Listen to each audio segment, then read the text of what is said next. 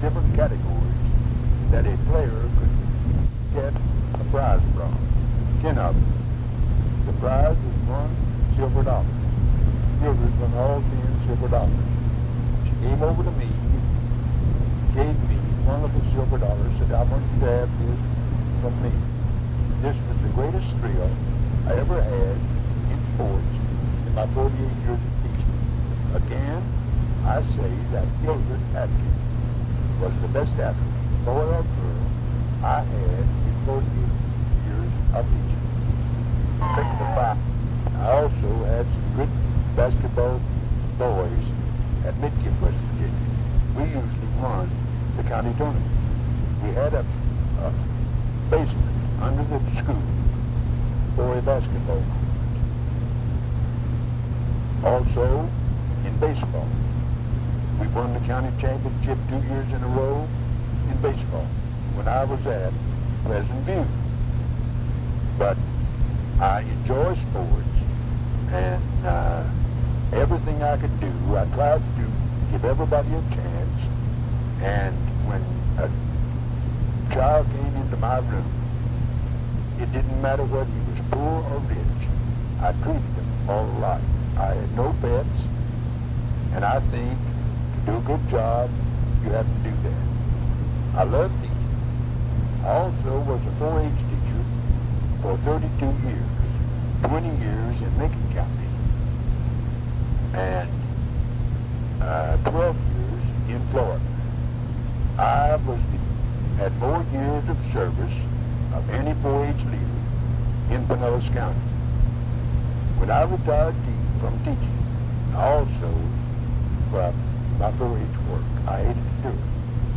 Cliff Allen, my son, was the West Virginia electric winner and went from there to Chicago to National 4-H meeting, winning one of 6 Westinghouse electric prizes, which was a new motor, a $300 scholarship, gave him the option of, in other words, they could pay half of his tuition, $150. They told him, said you can choose between Georgia Tech, Cincinnati, or BI. Since he'd heard so much about Georgia Tech, the football team, he chose Georgia Tech. He co-opted. And his wife, Peggy, she worked for a steel mill. Cliff made extra good grades. And at the end of his first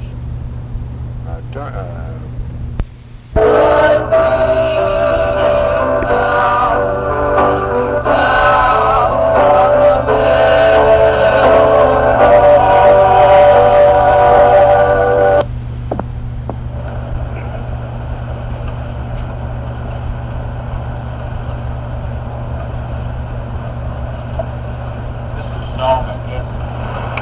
Most of us heard it. We sing it every time we ever sing it. What you know. How long have you been I will go back around 6 years?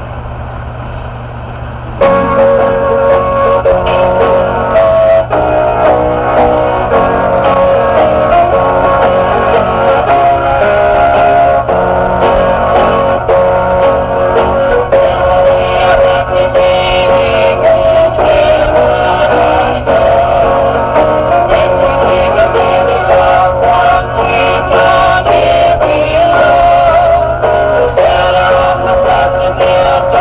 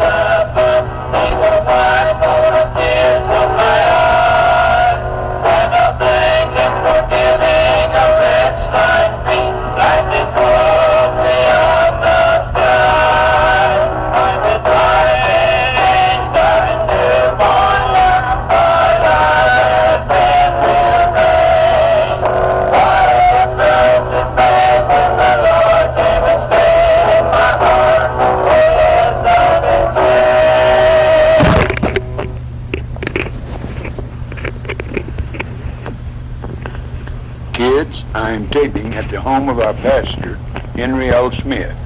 Pastor Smith has been with us 6 years. He came here from Ohio, but he is from Arkansas. He has 3 boys and 1 girl. All belong to the church. Paul, his oldest son, is music director at our church, Missouri Avenue Baptist.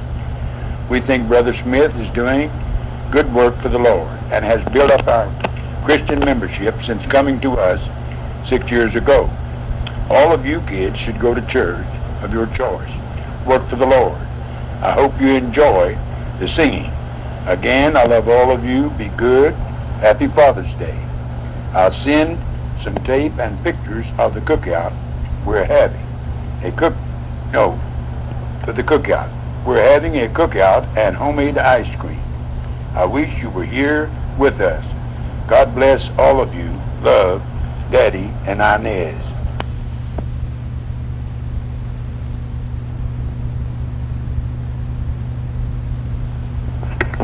I visited my doctor about 10 days after being released from the hospital.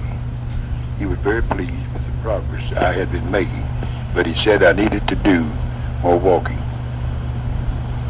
A friend of Greg's, Cynthia Parliament, said she had a little serving cart, 3-shelf, that women use in their kitchens to carry the food from the hot stove to the table.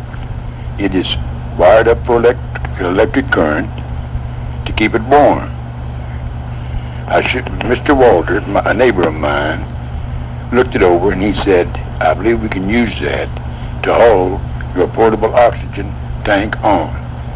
He told me to go to Ace Hardware, buy 4 7-inch rubber-tired wheels and 2 rods of cold steel for the axles. He took the small wheels off, put the 7-inch wheels on, and it does a good job. He also covered one side with plywood and one end. Now I plan, maybe I will not be able to do it, but at 4:30 usually of the morning, I am sitting in my garage waiting for my paper to be thrown off the St. Pete Times. It's cool, dark. I was thinking that maybe I could put my portable tank on the cart and push it ahead of me, go down Evergreen for maybe a block. Do this a few times to strengthen my legs. If I should need oxygen, all I have to do is put the canola in my nose and breathe and push along. I do very well if I have something in front to push that will bear my weight. There's very little traffic at that time of the day.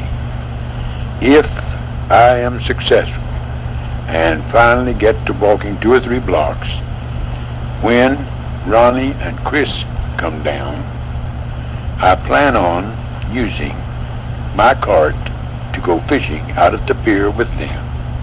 When you go mackerel fishing, you go real early before daylight and catch your bait just before you go in the bait house. The bait being a shiner. Now to catch this shiner, you use a net, which we have, and you make a chum. The chum is made by taking cat food, sand, Wesson oil, and mixing it all together to a crumbly mass. Once you put your net down, about 3 inches below the water, you sprinkle a little bit of the chum over top of it. The shiners come over top of the net to get that chum. Chris will jerk the net up quickly and he'll probably bring up 20 to 30 or 40, maybe 50 shiners at one time. Once we get all we think we'll need for the mackerel fishing, we go into the pier, buy our ticket, and then go out to the tee. Go to the right-hand side, which is the best place for mackerel. When the mackerel are hitting, they say they are making a run. The right-hand corner of the tee is the best place. You put your shiner on, your bobber, You cast out 50 to 75 yards with a small weight. In a few seconds, if the mackerel are running, one will take that bait, you bring it in. Now mackerel are different from other fish in this way. You do not hang them down on a stringer and leave them in the water until you get ready to go home. You take newspaper, wet it down real soggy, wrap the fish in it and leave them on the pier. Now that's one way. We did it 1 year and did fine, but we found a different way. We took an ice chest about half full of ice. When we pull a mackerel in, we kill it, put it in on ice, which was much better. This is the fun of catching mackerel. After about an hour and a half or 2 hours, the mackerel quit running. They quit biting. You may as well go home. So I plan on going home during the heat of the day, and that night return to the pier on my ticket, because it's good for 24 hours, to fish for trout and snook. Now your hooks are different. You'll be using a gold-plated hook, a long hook for mackerel because they've got teeth. But for trout, you use a small brown treble, very small weight, and a small bobber. For snook, naturally you use a heavier line. I have 2 rods, 2 reels, 300 Mitchell with 15-pound test line. 1 306 Mitchell, 20-pound test. 1 750A South Bend, 20-pound test. All my equipment is in good shape. Tackle box is full. I bought a new float bait bucket. Everything is in good shape for the boys when they get here. I just hope my breathing will be good enough to go with them. I will take my oxygen tank with me in case going out to the pier I might need oxygen. I can plug it in and get just as though I was at home. I hope I'm able to go out fishing with the boys.